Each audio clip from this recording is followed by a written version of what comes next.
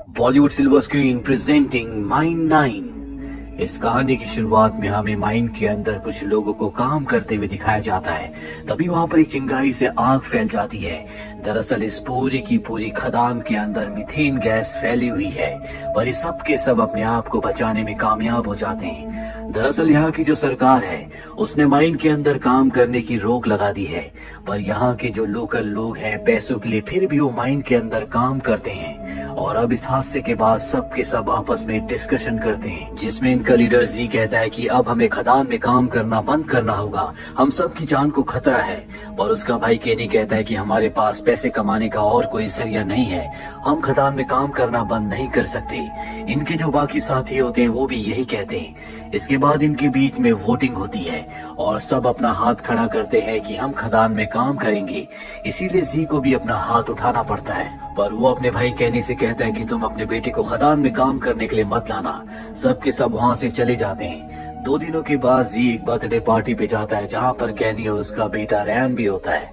और केनी अपने बेटे रैन को भी लाना चाहता है, हालांकि जी ने उसे मना किया था। केनी का बेटा बहुत ज्यादा डरा हुआ होता है, क्योंकि उसे पता है कि खदान में बहुत खतरा होता है, इसीलिए वो बहुत सारे सवाल पूछ रहा होता है, जो बात केनी को अच्छी नहीं लगती। वो अपने बेटे पर गुस्सा हो जाता है। और अब जी जो अच्छी तरह जानता है कि माइन यानी खदान के अंदर बहुत खतरा है, वो इंचार्ज के पास जाता है और कहता है कि नीचे पानी बहुत ज्यादा भर रहा है, हमें पाइप की जरूरत है। पर वो कहती है कि मेरे पास पाइप का बजट नहीं है। इसीलिए जी अपने सीनियर्स को यानी कि अथॉरिटी को कॉल करता है, पर अथॉरिटी मेंबर साफ साफ कह देता है कि बिना जांच के हम कोई कदम नहीं उठा सकते, तुम्हें 2 दिन का इंतजार करना होगा, क्योंकि अगले 2 दिन छुट्टी है। जी 2 दिन तक नहीं रुक सकता, क्योंकि उसके लोग नहीं रुकेंगे। इसीलिए ना चाहते हुए भी वो अपने लोगों के साथ खदान के अंदर चला जाता है, जहाँ उसके भाई केनी का बेटा भी है, जो आज पहली बार खदान के अंदर आया है। वो बहुत ज्यादा डरा हुआ होता है।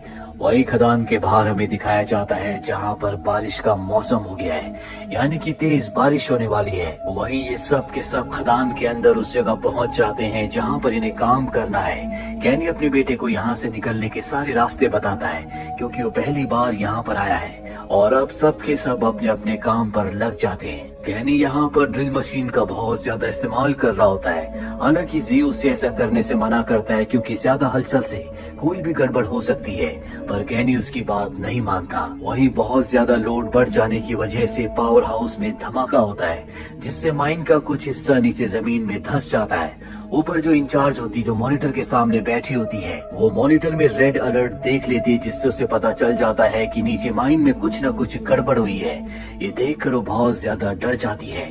वही माइन के अंदर हमें दिखाया जाता है, जहाँ पर सब के सब लोग घबरा चुके हैं, सब इधर उधर भाग रहे होते हैं, लेकिन केनी अपनी जगह पर खड़ा है। चारों तरफ आग फैल रही होती है, क्योंकि अंदर मीथेन गैस भी है।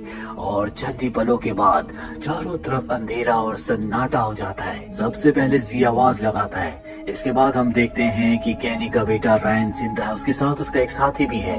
ये दोनों के दोनों केनी के पास जाते हैं, जिसकी हालत बहुत ज्यादा खराब होती है। इनके 7 लोग मारे जा चुके हैं। आज से पहले इस माइन के अंदर 113 लोग मारे जा चुके हैं, यानी कि कुल मिला के इस माइन के अंदर 120 लोगों की जान गई है। वहीं ऊपर इंचार्ज को दिखाया जाता है, जो माइन के पास आती है, लेकिन अंदर जाने का कोई रास्ता नहीं होता, उसे कुछ नहीं दिखता।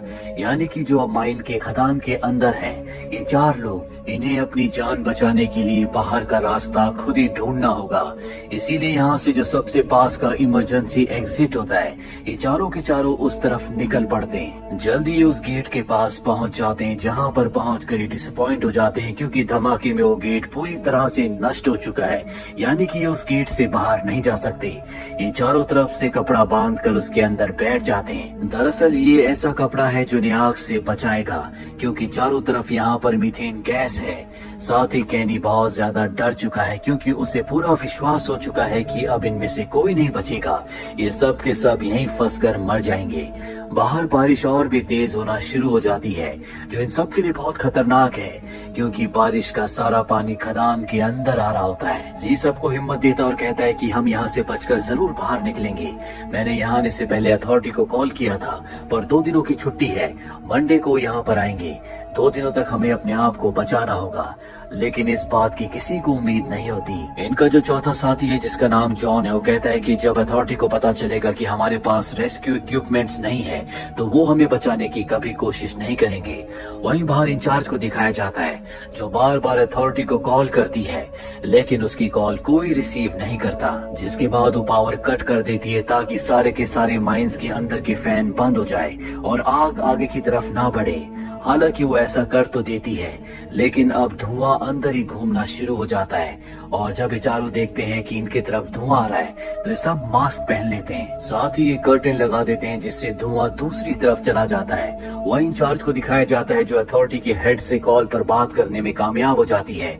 उन्हें बताती है कि अंदर कुछ गड़बड़ी हो गई है जिस वजह से हमारे कुछ लोग नीचे फंस चुके हैं। वो ये नहीं बताती कि ये सब अपनी मर्जी से नीचे गए थे, क्योंकि अगर उसने ऐसा कहा तो उनकी मदद के लिए यहाँ पर कोई नहीं आएगा। हाई अथॉरिटी कहती है कि तुम यहाँ पर कुछ मत करना। वो ये भी नहीं बताती कि उसने फैंस बंद कर दिए हैं और अब इन सब को मदद का इंतजार करना होगा। वही नीचे चारों को दिखाया जाता है जिन्होंने अपने ऑक्सीजन के मास्क पहन लिए हैं, लेकिन इनके पास ज्यादा ऑक्सीजन नहीं है। ये चारों लगातार आगे बढ़ते हुए एक जगह पहुंच जाते हैं जहां पर इमरजेंसी फोन होता है। ये उस फोन से इंचार्ज को कॉल करते हैं। लकीली इनका फोन लग जाता है, पर इससे पहले कि ये इंचार्ज को अपनी लोकेशन बताते वहां पर माइन धंस जाती है जिसमें जॉन का पैर टूट जाता है और अब इनकी मुसीबतें और भी बढ़ चुकी हैं। पर अब इंचार्ज के पास रेस्क्यू टीम पहुंच चुकी है जो उससे कहते हैं कि हम नीचे तभी जाएंगे जब हमें ये कंफर्म हो जाएगा कि नीचे कोई खतरा नहीं है, नहीं तो ऐसे में हमारी भी जान चली जाएगी। यहाँ इंचार्ज को पता है कि उन लोगों के पास ज्यादा वक्त नहीं है क्योंकि जल्दी उनका ऑक्सीजन खत्म हो जाएगा। खदान के अंदर चारों लगातार आगे बढ़ते चले जाते हैं क्योंकि इन्हें खदान के चप्पे चप्पे के हर एक रास्ते के बारे में पता है। ये एक दरवाजे तक पहुंच जाते हैं जो बंद होता है। किसी तरह से ये उस दरवाजे को खोलते हैं जहां से बहुत सारा पानी अंदर आ जाता है क्योंकि बारिश की वजह से सारा पानी इस दरवाजे के सामने रुक चुका था और अब ये पानी में डूबने लगते हैं और इन्हें अपनी जान बचानी है तो इन्हें बाहर की तरफ यानी कि आगे की तरफ बढ़ना होगा। ये पानी में आगे बढ़ने लगते हैं। जॉन जिसका पैर टूटा हुआ है तभी वो एक पत्थर से टकराता है जो पानी के साथ बह रहा होता है और जॉन उसी पत्थर के साथ बह जाता है जिसमें उसकी मृत्यु हो जाती है। ये तीनों के तीनों आगे एक चेम्बर तक पहुंच जाते हैं जहां पर इन्हें सांस लेने की जगह मिल जाती है।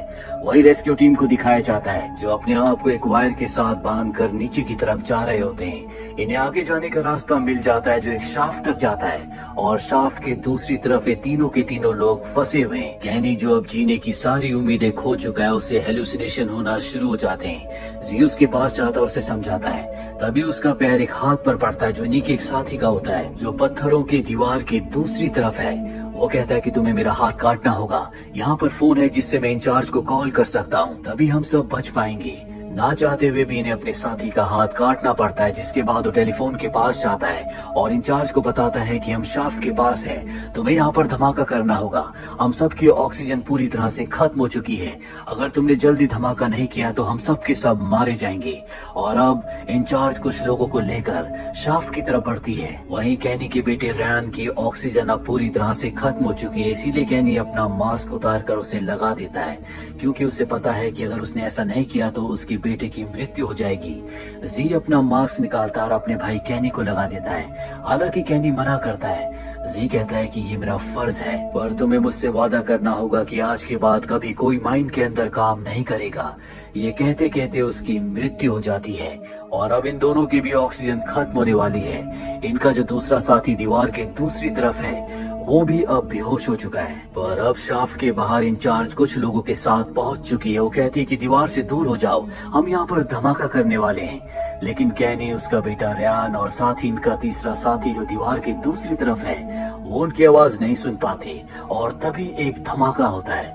इसके बाद हमें 1 साल बाद का वक्त दिखाया जाता है जहाँ पर हमें रैन को, उसके पिता केनी को और इनका वो तीसरा साथी जिसका हाथ कट गया था, इन्हें एक बर्थडे पार्टी में दिखाया जाता है जहाँ पर जी की पत्नी भी आती है। केनी उसके पास जाता और कहता है कि जी ने हमारी जान बचाई, अगर वो नहीं होता तो हम बच नहीं पाते। ये कहते कहते उसकी आंखों में आंसू आ जाते हैं, लेकिन अब पश्चाताप के अलावा उसके पास कोई भी रास्ता नहीं है और इसी पश्चाताप, इसी दर्द के साथ ये कहानी यहीं पर खत्म हो जाती है। उम्मीद करते हैं कि ये कहानी आपको पसंद आई होगी।